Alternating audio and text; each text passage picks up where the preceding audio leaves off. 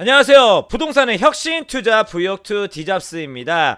지난 시간에 대중들의 심리 변화에 따른 부동산 가격 움직임에 대한 기초 설명을 드렸었는데, 이번 시간에는 상승과 하락이 반복되는 부동산 사이클에서 그 움직임을 결정짓는 요소에 대해 말씀드리겠습니다. 그럼 바로 시작해 보겠습니다. 부동산 사이클을 결정짓는 요소는 많이 있습니다. 부동산 정책, 금리, 인구, 경기 상황 등등 여러 가지 요소가 있는데 저는 가장 중요한 3대 요소를 이렇게 생각합니다. 첫 번째, 바로 대중심리. 이 부분은 1편에서 설명을 드렸었는데, 저는 이 대중심리가 부동산 상승과 하락 사이클을 결정짓는 가장 중요한 요소라고 생각을 합니다. 모든 사람들이 올라갈 것 같다고 생각을 하니까 올라가는 거고, 반대로 다수가 떨어질 것 같다고 생각하면 계속 하락을 하는 겁니다. 그리고 두 번째로 전세제도. 대한민국에만 있는 이 전세라는 임대 제도가 부동산 사이클을 결정짓는 중요한 또 하나의 요소 중에 하나라고 이제 볼 수가 있는데, 사실 이 전세 시장이 안정적이라면 이 전세 제도는 임차인에게 상당히 좋은 시스템입니다. 뭐 자동차를 예를 한번 들어볼까요? 누군가가 자동차를 여러분들한테 빌려줬어요. 빌려주는 조건이 보증금만 있으면 되는 겁니다. 여러분들은 유지비, 유지 관리비만 내시면서 이 자동차를 4년간 이용하고 그대로 보증금을 되돌아받을 수 있는 그런 시스템. 이런 시스템이라면 누가 자동차를 사려고 하겠습니까? 다들 빌려 타고 말지. 주택도 마찬가지입니다. 주택 관리비만 지불하고 4년 동안 편하게 살다가 나갈 때 그대로 전세 보증금을 돌려받을 수가 있는데, 이 얼마나 세입자에게 좋은 시스템입니까? 이 전세제도가. 그런데 이 좋은 시스템은 전세 시장이 안정이 되었다는 이 전제하에서만 통하는 겁니다. 임대인 입장에서는 이 별로 이득이 없는 전세를 여러분들한테 내주는 이유가 뭡니까? 주택 가격 상승을 기대하고 있다는 것이 팩트잖아요. 월세 안 받아도 됩니다. 전세 가격과 매매 가격만 계속 오르면 되는 거예요.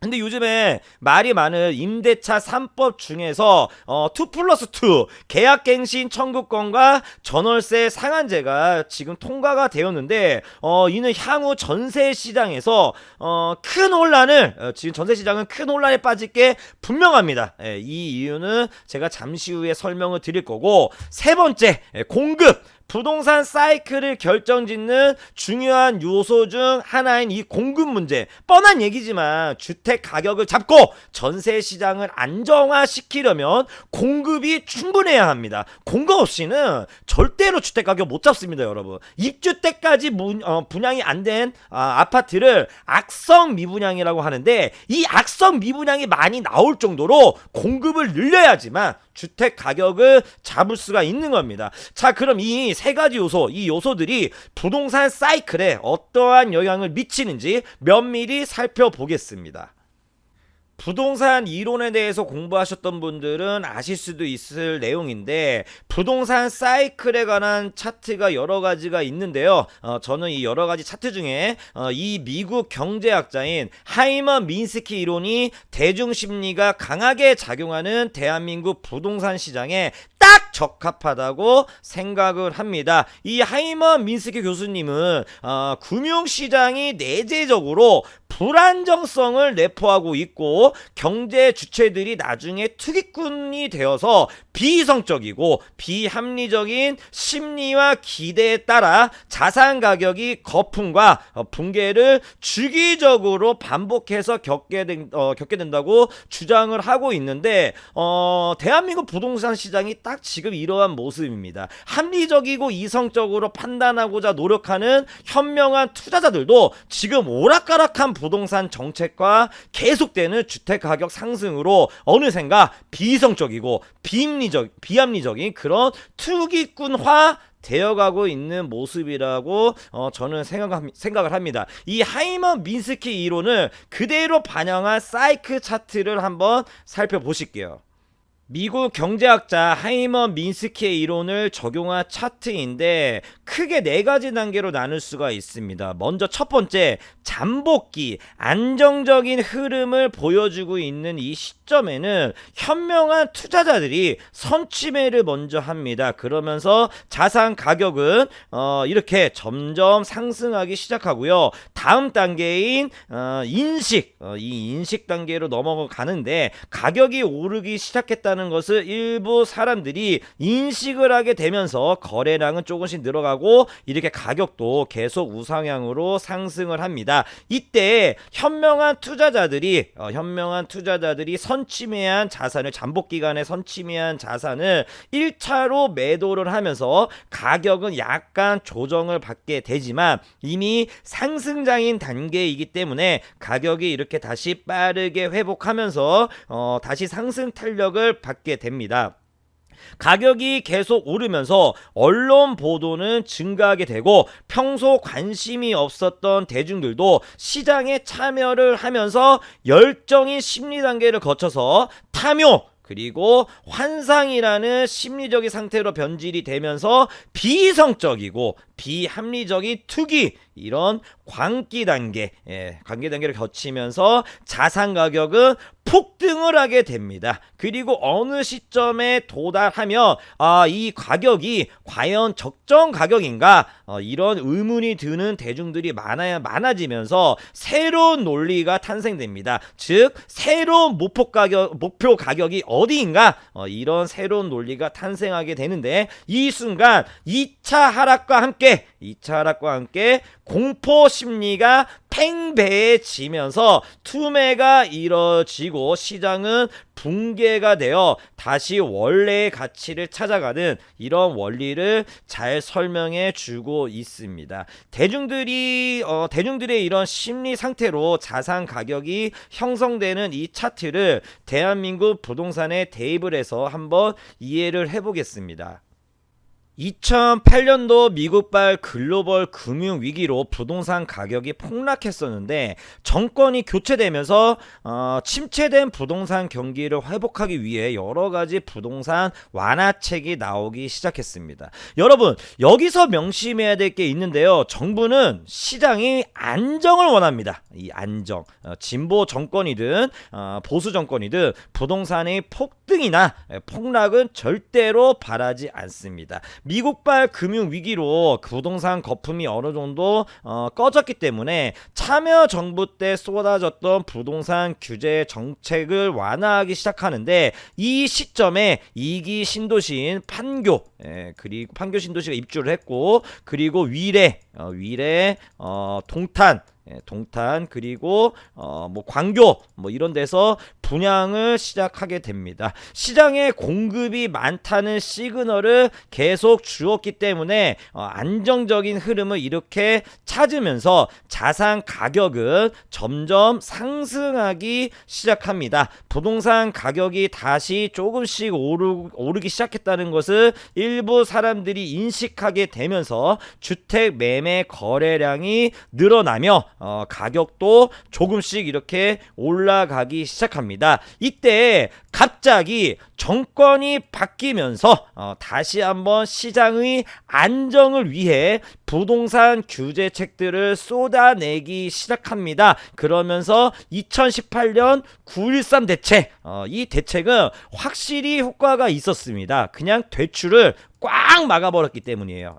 그래서 시장은 충격을 받고 이렇게 1차 하락 기간에 돌입을 하게 됩니다. 이때 부동산 가격을 드디어 잡았다 이렇게 생각을 했었는데 이것도 잠시고 시장은 다시 상승세로 이렇게 전환을 합니다. 확실한 공급책이 없고 규제 일변도의 부동산 정책으로 시장을 인위적으로 하락시킨 것을 결국 대세 상승은 계속될 거라는 그런 대중들의 심리, 이 대중들의 심리가 이겨낸 것이라 평가를 할 수 있겠습니다. 집값 상승에 대한 언론 보도가 연일 계속되고 쏟아지는 부동산 대책으로도 집값을 잡을 수 없다는 대중 심리가 팽배해지면서 대중들의 시장 참여는 계속 늘어나게 됩니다. 저는 지금 단계를 이 열정과 탐욕 중간 단계 2단계다. 이 열정과 탐욕 중간 단계로 보고 있는데 폭등 단계가 아직 남아 있다고 생각을 합니다. 그 이유는 처음 설명드렸던 세 가지 요소. 첫 번째, 가격이 계속 올라갈 것이라는 이 대중들의 심리가 아직 살아 있고, 두 번째, 세계 유일한 전세제도. 이번 임대차 3법 통과로 전세 가격이 폭등이 되면 매매 가격도 이렇게 폭등으로 이어질 것이 분명합니다. 그리고 마지막 세 번째, 가격을 잠재해 올 수 있는 이 공급 대책이 현실화되는 시점이 아직 멀어서입니다. 부동산 폭락론자도 많은데요. 그냥 여러 근거를 대면서 지금 대한민국 부동산 아파트 가격은 거품이 잔뜩 꼈다. 조만간 폭락이 올 것이다. 뭐 이 얘기도 맞을 수도 있어요. 지금 폭등 단계라면 조만간 폭락이 올 수도 있는데 그런데 저는 지금 폭등 아직 시작도 안 했다고 봅니다. 예. 그리고 폭락이 와도 대한민국에는 전세 제도가 있어요. 어느 정도 이렇게 매매 가격이 하락하면 전세 가격이 이렇게 지지선이 돼서 다시 이렇게 반등으로 전환돼서 결국 그래프는 이런 식으로 다시 똑같이 그려지게 되어 있습니다. 지금 여러분 부동산 가격이 폭등한 것 같나요? 예? 폭등한 것 같아요? 전혀 네버 절대 이렇게 폭등하지 않았습니다. 대중들이 가격이 계속 올라갈 것 같다는 이런 심리로 폭등 여건은 진작에 만들어졌지만 폭등하려고 할 때마다 정부에서는 부동산 규제책을 잘 만들어서 이렇게 가격 방어를 잘 했기 때문에 아직까지 이런 폭등은 없었습니다. 그래서 전문가들도 다수가 혀를 내두를 정도의 이런 가격이 생기고 새로운 논리가 탄생이 되어야지만 폭등했구나, 진짜 제대로 거품이 꼈다, 이렇게 말할 수가 있는데 지금 아직 시작도 안 했어요. 여러 전문가들이 부동산 가격 앞으로 더 오를 수도 있다 이렇게 얘기를 하잖아요. 그러면 폭등 아직 시작도 안 한 겁니다. 그런데 저는 폭등을 제가 다시 지우고 제가 이 정도 단계라고 말씀을 드렸잖아요. 조만간 폭등이 올 수도 있는데 이 폭등 여건이 지금 딱 만들어졌습니다. 뭐냐, 바로 임대차 3법. 임대차 3법 중에 두 개는 바로 이제 시행이 됐고 이 임대차 3법 통과로 폭등 요건이 충족이 되었다고 생각하는데 이는 전세 가격의 폭등, 정세 가격의 상승에 대한 좀 관련이 있는 내용입니다. 이 부분은 3편에서 자세히 제가 설명을 드릴 건데 살짝 지금 말씀을 드리자면 갭투자, 이 갭투자의 원리가 뭡니까, 여러분? 예, 세계 유일하게 대한민국에 있는 이 전세제도 때문에 그런 겁니다. 예, 정부는 이 전세제도를 지금 없애려고 하고 있습니다. 이 전세제도를 없애서 갭투자 투기 세력을 원천적으로 지금 차단하려고 하는 거예요. 네, 공공에서